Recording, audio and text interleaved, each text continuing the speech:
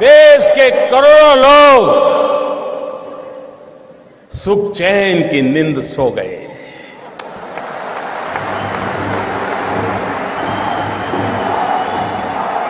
और देश के लाखों लोग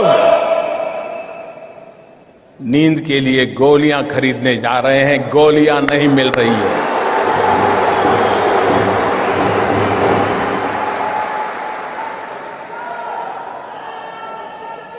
मेरे प्यारे देशवासियों, मैंने 8 तारीख रात को 8 बजे देश के सामने काले धन के खिलाफ, भ्रष्टाचार के खिलाफ मैं जो लड़ाई लड़ रहा हूं, देश जो लड़ाई लड़ रहा है, हिंदुस्तान का ईमानदार इंसान जो लड़ाई लड़ रहा है, उस दिशा में एक अहम कदम उठाया है।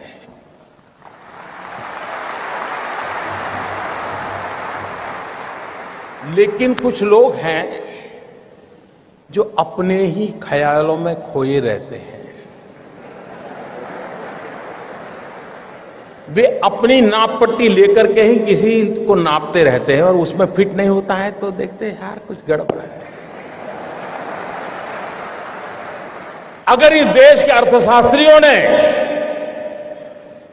इस देश के पल्सिस को समझ करके एनालिसिस करने वालों ने, ये पुरानी सरकारें, पुराने नेता, उनको नाप के तोलने के जो तराजू है, मेरे आने के बाद अगर बदल दिए होते तो ये दिक्कत नहीं आती।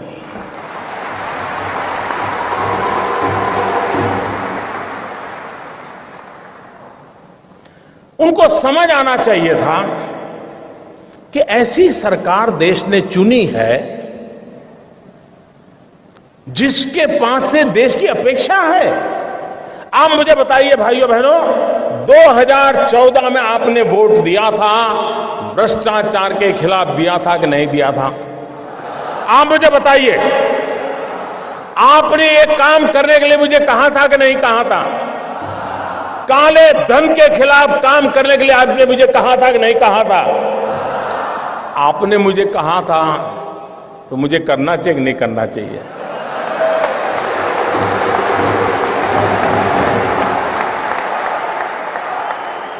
आप मुझे बताइए, आपने जब मुझे ये करने के लिए कहा था तो आपको भी पता था ना भाई ये काम करूंगा तो थोड़ी तकलीफ होगी, पता था कि नहीं था? ऐसा तो नहीं था कि बस आपको ऐसे ही मुंह में पतास आ जाएगा, ऐसा तो नहीं था ना, सबको मालूम था।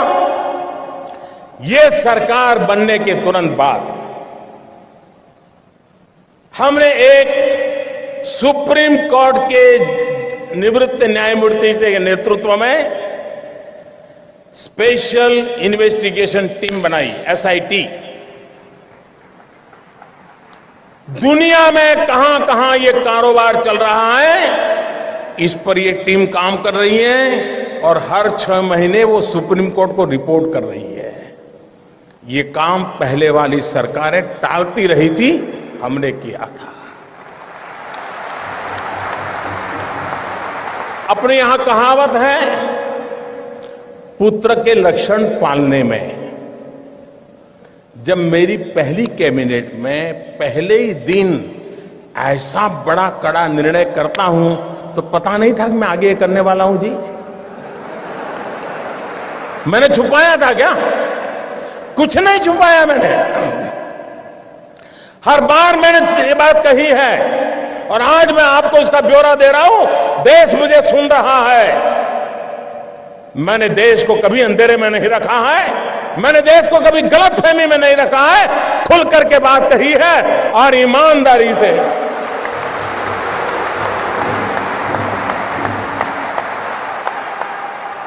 भाइयों बहनों, दूसरा जरूरी काम था, दुनिया के देशों के साथ पिछले 50-60 साल में ऐसे एग्रीमेंट हुए थे कि जिसके कारण हम ऐसे बंद गए थे कि हम कोई जानकारियां ही नहीं पा रहे थे। हमारे लिए बहुत जरूरी था कि दुनिया के देशों से पुराने जो एग्रीमेंट है उसमें बदलाव करें, कुछ देशों के साथ नया एग्रीमेंट करें। अमेरिका जैसे देशों को मैं समझाने में सफल हुआ कि आप हमारे साथ एग्रीमेंट कीजिए और आपकी बैंकों में किसी हिंदुस्तानी का पैसा है, आता है या जाता है, हमें तुरंत पता चलना चाहिए। यह काम मैंने दुनिया के कई देशों के साथ किया है, कुछ देशों के साथ अभी भी चल रहा है, लेकिन विश्व में कहीं पर भी भारत की चोरी लूट का पैसा गया है तो उसकी तुरंत जानकारी मिले, इसका प्रबंध पुरजोश तरीके से हमने किया है। हम जानते हैं, आपको भी पता है कि दिल्ली के किसी बाबू का ये गोवा में फ्लैट बना हुआ है ना।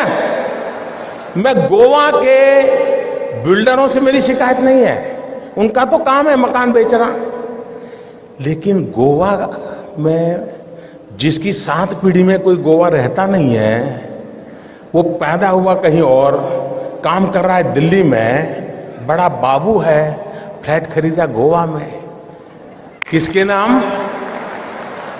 खुद के नाम खरीदते हैं क्या? औरों के नाम से खरीदते कि नहीं खरीदते लोग? हमने कानून बनाया, जो भी बेनामी संपत्ति होगी, दूसरे के नाम की संपत्ति होगी, हम कानूनन अब उस पर हमला बोलने वाले। ये संपत्ति देश की है, ये संपत्ति देश के गरीब की है, और मेरी सरकार सिर्फ और सिर्फ देश में से गरीबों की मदद करना मेरा कर्तव्य मानती है, और मैं उसको करके रहूंगा।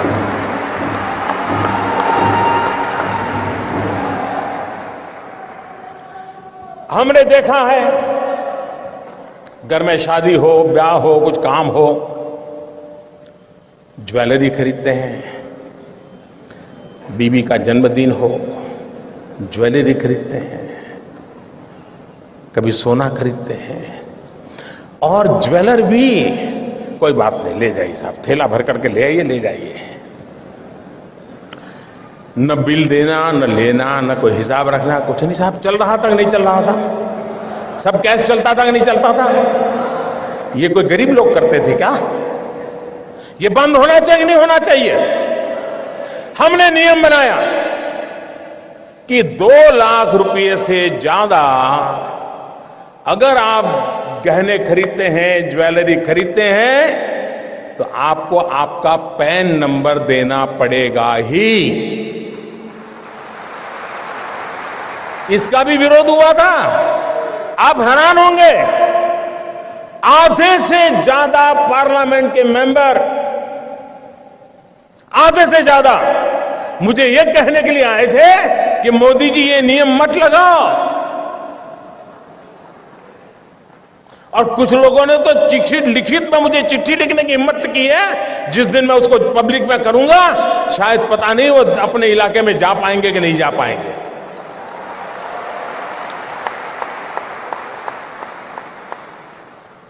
अगर आपके पास पैसे हैं, आप सोना जवेरात खरीदते हैं, हम इतना ही कहते हैं कि भाई आपका जो इनकम टैक्स का पैन नंबर है वो लिखवा दीजिए, पता तो चले कौन लेता है, पैसा कहां से आता है, कहां जाता है। भाइयों बहनों, ये 70 साल की बीमारी है और मुझे 17 महीने में मिटानी है।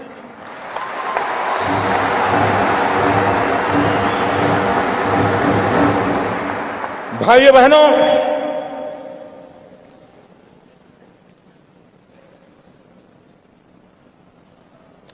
हमने एक और काम किया,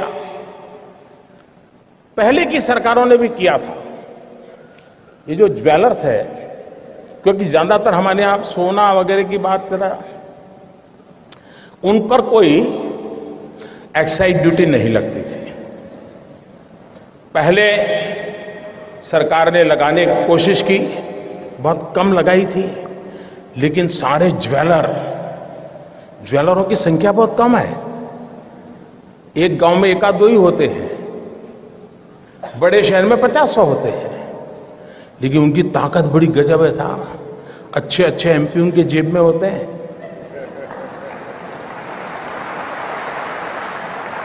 और ज्वेलरी पर जब एक्साइज लगाई तो मेरे पर इतना दबाव आया, एमपीओ का दबाव, डेलीगेशन, हमारे परिचित, साहब ये तो सब इनकम टैक्स वाले लूट लेंगे, ये तबाह कर देंगे, ऐसे ऐसे बताते थे। मैं भी डर गया कि यार मैं ये करूंगा पता नहीं क्या हो जाएगा। मैंने कहा ऐसा करो भाई, 2 कमेटी बनाते हैं, वार्ता करेंगे, चर्चा करेंगे। सरकार की तरफ से उनको भरोसा था, ऐसे एक्सपर्ट कमेटी बनाई।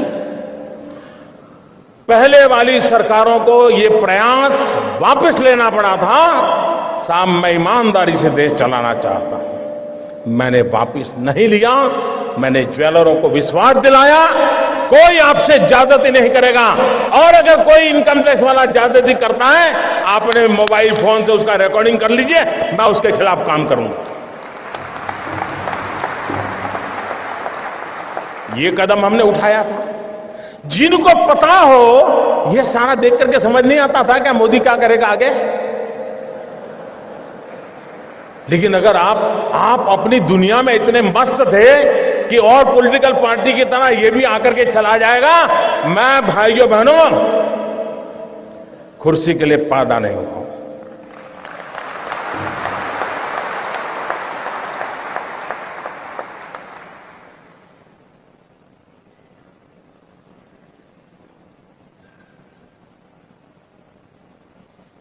मेरे देशवासियों, मैंने घर, परिवार,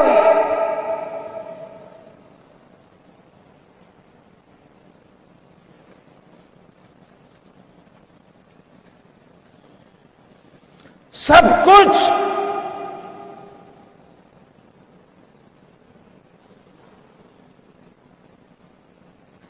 देश के लिए छोड़ा है।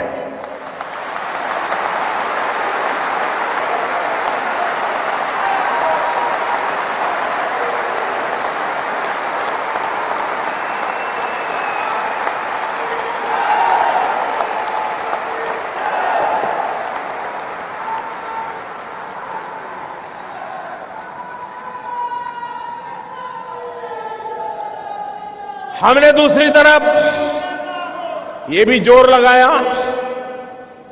अच्छा कुछ लोग होते हैं मजबूरन कुछ गलत करना पड़ा हो। सब लोग बेईमान नहीं होते जी, सब लोग चोर भी नहीं होते कि मजबूरन कुछ करना पड़ा होता है। वे अगर उनको मौका मिले तो सही रास्ते पर आने को तैयार होते हैं, और ये संख्या बहुत बड़ी होती है। हमने लोगों के सामने स्कीम रखी कि अगर आपके पास ऐसे बेईमानी के पैसे पड़े हैं, गलत पैसे पड़े हैं, तो आप इस कानून के तहत जमा करा दीजिए, इतना दंड भर दीजिए। उसमें भी मैंने कोई माफी नहीं दी। लेकिन व्यापारी लोग चीजों को समझने में बड़े होशियार होते हैं। उनको समझ में आ गया कि ये मोदी है, कुछ गड़बड़ करेगा। आपको जानकर करके खुशी होगी, आजादी के 70 साल में ऐसी योजनाएं कई बार आई। पहली बार 67,000 करोड़ रुपीज लोगों ने आकर के दंड समेत जमा कर दिए साहब। और 2 साल में टोटल सर्वे के द्वारा, रेड के द्वारा, डिक्लेरेशन के द्वारा 1.25 लाख करोड़ रुपया जो कहीं हिसाब में नहीं था, वो सरकारी खजाने में जमा हुआ है भाइयों। 1.25 लाख करोड़ का हिसाब आया है। ये 2 साल में किए हुए काम का मैं हिसाब आज गोवा की धरती से पूरे देश को दे रहा हूं मेरे भाई।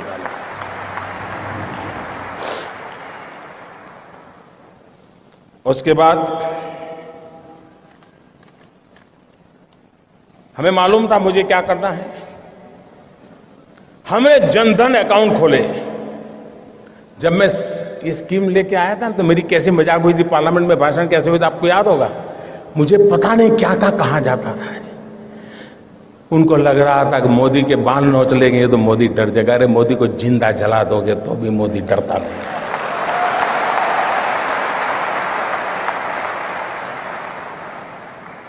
उसके बाद हमने प्रारंभ में आकर के एक काम लिया, प्रधानमंत्री जनधन योजना के द्वारा गरीब से गरीब का बैंक अकाउंट खोलना।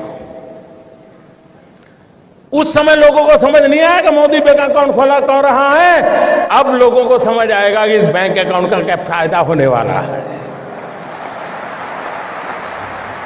करीब करीब 20 करोड़ से ज्यादा गरीब लोगों के बैंक अकाउंट खोले और हिंदुस्तान में अमीर लोगों के जेब में बटवे में भांति भांति बैंक को क्रेडिट और डेबिट कार्ड होते हैं। गरीब तो बेचारा सोच ही नहीं सकता था ऐसा भी कोई कार्ड होता है, कार्ड से मिल जाता है कुछ, पता नहीं था उसको। भाइयों बहनों, प्रधानमंत्री जनधन योजना के लिए बहन के खाते खोले ऐसा नहीं, इस देश के 20 करोड़ लोगों को हमने रुपए कार्ड दिया है, डेबिट कार्ड दिया है और यह आज से 1 साल पहले किया हुआ है।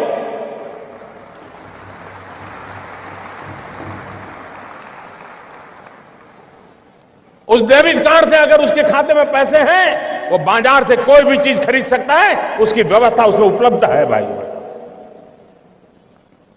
लेकिन लोगों को लगा नहीं, जैसे हर पॉलिटिकल काम होता है वैसे ही पॉलिटिकल काम नहीं था। मैं धीरे धीरे धीरे देश की आर्थिक तबीयत सुधारने के लिए अलग अलग दवाइयां दे रहा था, धीरे धीरे डोज बढ़ा रहा था। मैं डोज धीरे धीरे बढ़ा रहा था। अब भाइयों बहनों, मेरे देश के गरीबों की अमीरी देखिए। मैंने तुमको कहा था कि 0 अमाउंट से आप खाता खोल सकते हैं। एक बार आपका बैंक में पैर आना चाहिए बस। ये आर्थिक व्यवस्था में कहीं आप भी होने चाहिए। लेकिन मेरे देश के गरीबों की अमीरी देखिए दोस्तों। ये आज जो अमीर लोग रात को सो नहीं पाते हैं ना, गरीबों की अमीरी देखिए दोस्तों। मैंने तो कहा था कि 0 रकम से आप बैंक अकाउंट खोल सकते हैं, लेकिन मेरे देश के गरीबों ने बैंकों में जनधन अकाउंट में 45,000 करोड़ रुपया जमा करवाया दोस्तों। 45,000 करोड़ रुपया। यह देश के सामान्य मानवी की ताकत को हम पहचाने। 20 करोड़ परिवारों को रुपए कार्ड दिया। फिर भी कुछ लोग मानते ही नहीं थे। उनको लगता था यार कोई राजनीतिक गोटी बिठा देंगे तो हो जाएगा मामला। हमने एक बहुत बड़ा सीक्रेट ऑपरेशन किया। मनोहर जी वाला तो मैं नहीं कर सकता हूं।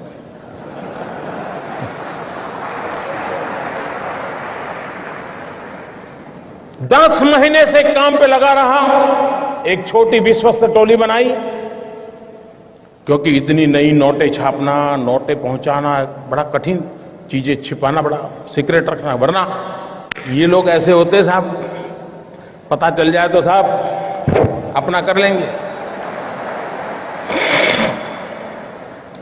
और 8 तारीख रात 8 बजे देश का सितारा चमकाने के लिए एक नया कदम उठा लिया दोस्तों। और मैंने उस रात को भी कहा था कि इस निर्णय से तकलीफ होगी, असुविधा होगी, कठिनाइयां होगी, ये मैंने पहले दिन कहा है। लेकिन भाइयों बहनों, मैं आज देश के उन करोड़ों लोगों के सामने सर झुकाता हूं कि सिनेमा के थिएटर पर लाइन लगाते हैं ना, वहां भी झगड़ा हो जाता है। मैं देख रहा हूं पिछले 4 दिन से हजारों लोग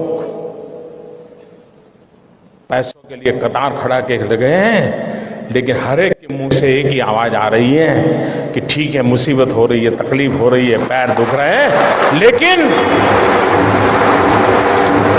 देश का भला हो। मैं आज सार्वजनिक रूप से बैंक के सभी कर्मचारियों का अभिनंदन करता हूं। एक साल में, मेरे शब्द लिखिए, एक साल में बैंक के मुलाजिम को जितना काम करना पड़ता है ना, उससे ज्यादा काम वो पिछले एक हफ्ते से कर रहा है जी, उससे ज्यादा काम कर रहा है। मुझे खुशी हुई, मैंने सोशल मीडिया में देखा, रिटायर्ड बैंक के कर्मचारी, किसी की उम्र 70 साल, किसी की 75 साल, वो बैंक में गए, उन्होंने कहा साहब रिटायर हो गए हैं, लेकिन इस पवित्र काम में हमें आता है, अगर आप हमें बिठा करके काम में लगाना चाहते हैं तो हम हमारी सेवा देने के लिए तैयार हैं। मैं उन रिटायर्ड बैंक के कर्मचारियों का भी आज अभिनंदन करना चाहता हूं, जिन्होंने अपनी सेवाएं देने के लिए अपनी पुरानी ब्रांच में जाकर के मदद करने के लिए गुहार लगाई है। मैं उनका अभिनंदन करता हूं। मैं उन नौजवानों का अभिनंदन करता हूं जो कतार के बाहर धूप में खड़े रह करके अपने खर्चे से लोगों को पानी पिला रहे हैं, सीनियर सिटीजन के बिठाने के लिए कुर्सियां लेकर के दौड़ रहे हैं। चारों तरफ देश की युवा पीढ़ी खास करके इस समय इस काम को सफल करने के लिए काम में लगी है। इस काम की सफलता का कारण 8 तारीख के 8 बजे मोदी का निर्णय नहीं है। इस काम की सफलता का कारण 125 करोड़ देशवासी, जिसमें कुछ लाख छोड़ दो, कुछ लाख छोड़ दो, ये जी जान से लगे हैं, इसलिए ये योजना सफल होना सुनिश्चित है। भाइयों बहनों, मैं दूसरी बात बताना चाहता, मुझे बताइए, हमारे देश में मतदाता सूची, वोटर्स लिस्ट, सभी पॉलिटिकल पार्टियां मतदाता सूची बनाने में काम करती है, नहीं करती है? सरकार की सभी लोग काम करते हैं कि नहीं करते? सारे टीचर्स करते हैं कि नहीं करते? उसके बावजूद भी जिस दिन पोलिंग होता है, शिकायत आती है कि नहीं आती है? मेरा नाम निकल गया, हमारी सोसाइटी का नाम निकल गया, मुझे वोट नहीं देने देते। मुसीबत आती है कि नहीं आती है? इतना सारा ओपन होने के बाद भी तकलीफ आती है कि नहीं आती है? भाइयों बहनों, हमारे देश में चुनाव होता है। चुनाव में तो क्या करना होता है? जाना, बटन दबाना, वापिस आना, इतना ही करना है ना। तो भी इस देश में करीब करीब 3 महीने 90 दिन तक चुनाव का काम चलता है, 90 दिन तक। और उसमें सारा पुलिस तंत्र, सीआरपीएफ, एसआरपी, बीएसएफ, गवर्नमेंट का हर मुलाजिम, पॉलिटिकल पार्टी के करोड़ों करोड़ों कार्यकर्ता, सब लोग 90 दिन तक दिन रात मेहनत करते हैं, तब जाकर के हमारे जितने बड़े देश का चुनाव संपन्न होता है। 90 दिन लग जाते हैं। भाइयों बहनों, मैंने सिर्फ देश से 50 दिन मांगे हैं, 50 दिन। 30 दिसंबर तक मुझे मौका दीजिए मेरे भाइयों बहनों। अगर 30 दिसंबर के बाद कोई मेरी कमी रह जाए, कोई मेरी गलती निकल जाए, कोई मेरा गलत इरादा निकल जाए, आप जिस चौराहे में मुझे खड़ा करेंगे, मैं खड़ा होकर के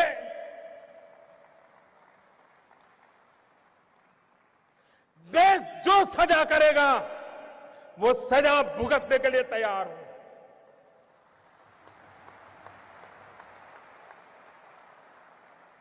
लेकिन मेरे देशवासी, दुनिया आगे बढ़ रही है,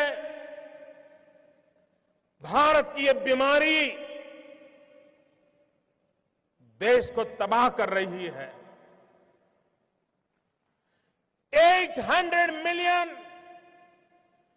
65%, 35 से कम उम्र वाले नौजवान, उनका भविष्य दांव पर लगा है। इसलिए मेरे भाइयों बहनों, जिनको राजनीति करनी है करें, जिनका लूट चुका है वो रोते रहे, गंदे आरोप लगाते रहे, लेकिन मेरे ईमानदार देशवासियों, आइए मेरे साथ चलिए। सिर्फ 50 दिन, 30 दिसंबर के बाद मैं आपने जैसा हिंदुस्तान चाहा है वो देने का वादा करता हूं मेरे देश।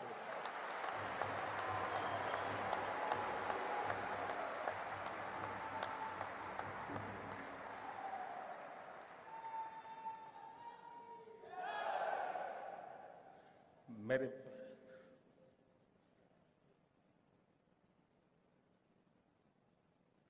किसी को तकलीफ होती है,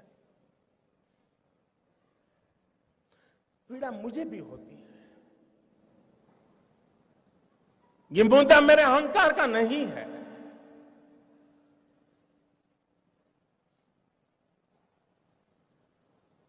भाइयों बहनों,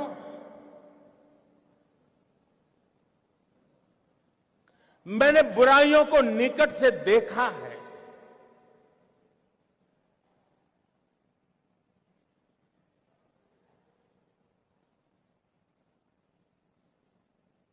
देशवासियों की तकलीफ समझता हूं, उनकी मुसीबत समझता हूं, लेकिन ये कष्ट सिर्फ 50 दिन के लिए है। 50 दिन के बाद हम सफाई में सफल हो गए, और एक बार सफाई हो जाती है ना, तो छोटा मोटा मच्छर भी नहीं आता है मेरे प्यारे भाई, है ना, छोटा मोटा मच्छर भी नहीं।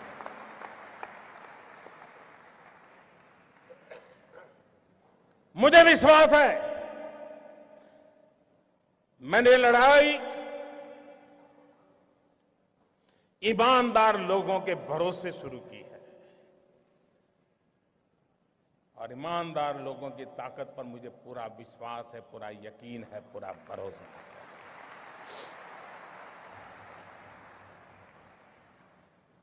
और आप कल्पना नहीं कर सकते कैसे कैसे लोगों का डूब रहा है। मां गंगा को भी आश्चर्य हो रहा है। कल जो चवन्नी नहीं डालते थे, आज वो नोटे बहाने आ रहे हैं। वो गरीब विधवा मां मोदी को आशीर्वाद देती है कि बेटा,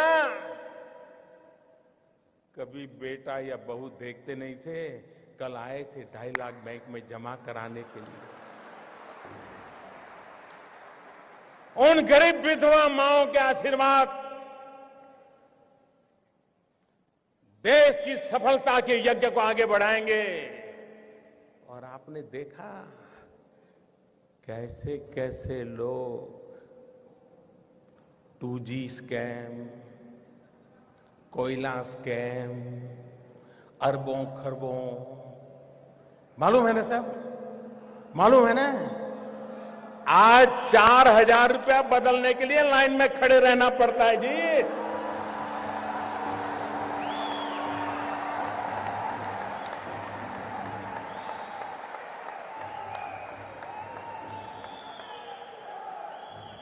अरे 125 करोड़ देशवासियों का प्यार न होता, विश्वास न होता,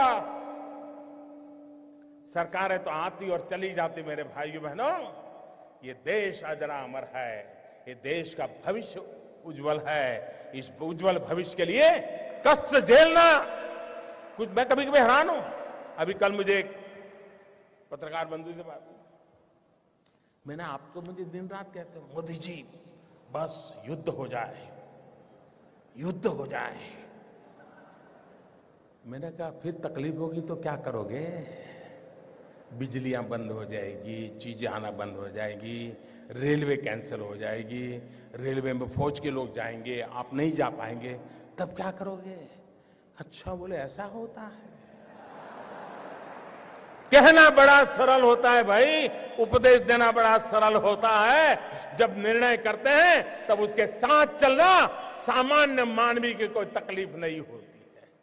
मैं देशवासियों को एक और कहना चाहता हूं, इन दिनों बहुत लोगों की इस भ्रष्टाचार या काले धन के मुद्दे पर बोलने की हिम्मत नहीं है, क्योंकि जो भी बोला है पकड़ा जाता है। क्या तुझ कुछ दान में काला है? हर कोई हंसते हुए चेहरे बोल रहा है, नहीं नहीं मोदी जी ने अच्छा किया, अच्छा किया।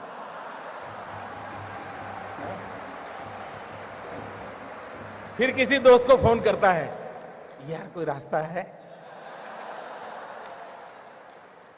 फिर वो कहता है, यार मोदी जी है, सारे रास्ते बंद कर दिए। इसलिए अफवाहें फैलाते हैं। एक दिन अफवाह फैलाई थी, नमक महंगा हो गया। अब बताइए भाई, 500 की नोट और 1000 की नोट, कोई है जो 1000 की नोट लेके नमक लेने जाता है? ये इसलिए किया जाता है कि उनको मालूम है कि उनका लूट रहा है। 70 साल से जमा किया हुआ महंगे से महंगे ताले लगाए थे। कोई पस्ती लेने वाला नहीं है, पस्ती लेने वाला नहीं है। भिखारी भी मना करता है, ये साहब 1000 का नोट नहीं चाहिए।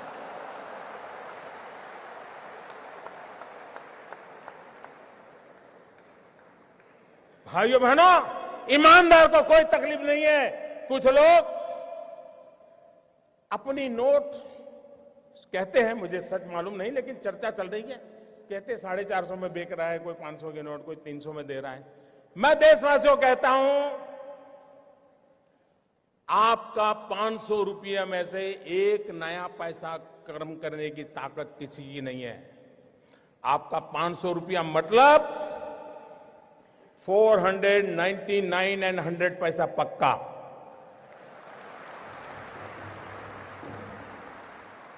ऐसा किसी कारोबार में आप लिप्त मत होइए। कुछ बेईमान लोग अपने लोगों को कह देते, जाओ लाइन में खड़े हो जाओ, 2-2 हजार का करवा लो यार, मेरा थोड़ा बहुत बच जाएगा। और दूसरा, भाइयों बहनों, मेरा सबसे आग्रह है, हो सकता है आपको पता भी न हो, शायद आपके चाचा, मामा, भाई, पिताजी जिनका स्वर्गवास हो कुछ करके गए हो, आपका कोई गुनाह ना हो, बस आप बैंक में जमा कर दीजिए, जो भी दंड देना है दंड दे दीजिए, आप मुख्य धारा में आ जाइए, सबका भला है। और एक बात और कहता हूं, कुछ लोग अगर ये मानते हो कि आगे देखा जाएगा, तो कम से कम वो मुझे पहचान ले।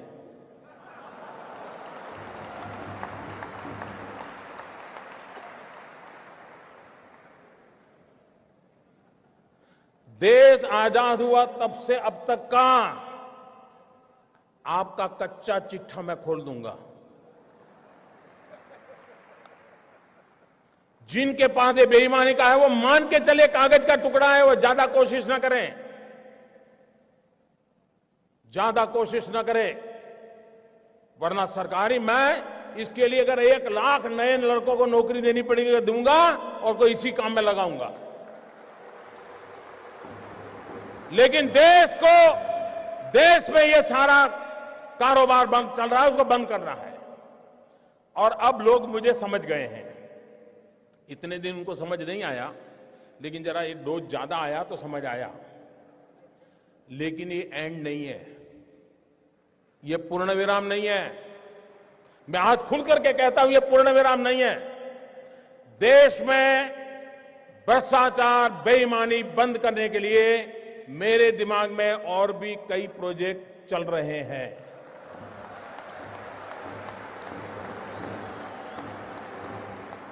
ये आने वाले हैं, ये ईमानदार लोगों के लिए मैं कर रहा हूं जी, देश के गरीब लोगों के लिए कर रहा हूं, मेहनत करके जिंदगी गुजार रहे हैं, उनको अपना घर मिले, उनके बच्चों को अच्छी शिक्षा मिले, उनके घर में बुजुर्गों को अच्छी दवाई मिले, इसके लिए मैं कर रहा हूं। मुझे गोवा वासियों के आशीर्वाद चाहिए। आप खड़े होकर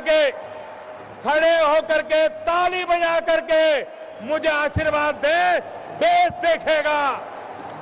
देखेगा ईमानदार लोग। इस देश में ईमानदार लोगों की कमी नहीं है। इस देश में ईमानदार लोगों की कमी नहीं है। आइए ईमानदारी के इस काम में मेरा साथ दीजिए। शाबाश मेरे गोवा के प्यारे भाइयों बहनों, मैं आपका सर झुका करके नमन करता हूं। ये सिर्फ गोवा नहीं, ये हिंदुस्तान के हर ईमानदार की आवाज है। हिंदुस्तान के हर ईमानदार की आवाज है। भाइयों बहनों, मैं जानता हूं मैंने कैसे कैसी ताकतों से लड़ाई मोल ली है। मैं जानता हूं कैसे कैसे लोग मेरे खिलाफ हो जाएंगे। मैं जानता हूं 70 साल का उनका मैं लूट रहा हूं। मुझे जिंदा नहीं छोड़ेंगे, मुझे बर्बाद करके रहेंगे। उनको जो करना है करे। 50 साल भाइयों बहनों, 50 दिन मेरी मदद करे। देश 50 दिन मेरी मदद करे। जोर से तालियों के साथ मेरी इस बात को स्वीकार कीजिए आप। बहुत बहुत धन्यवाद।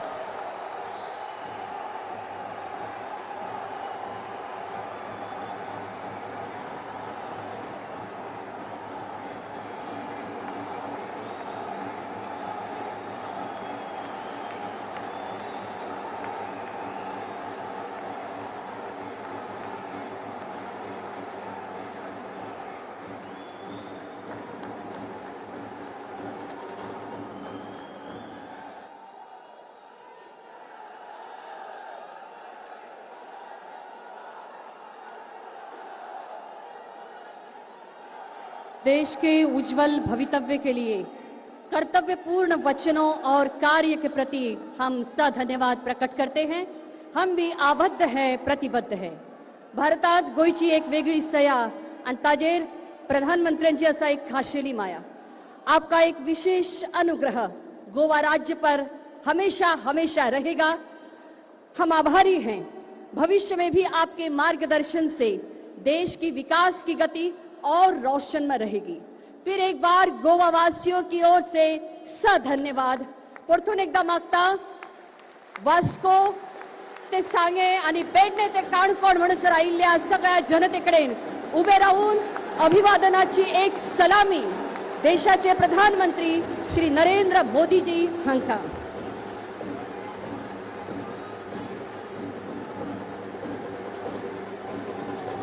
मंचाचेर उपस्थित आशिल्ले सगळ्या मानेस्तांक आम्ही दिनवासता गोयच्या सगळ्या वाठारांतल्यान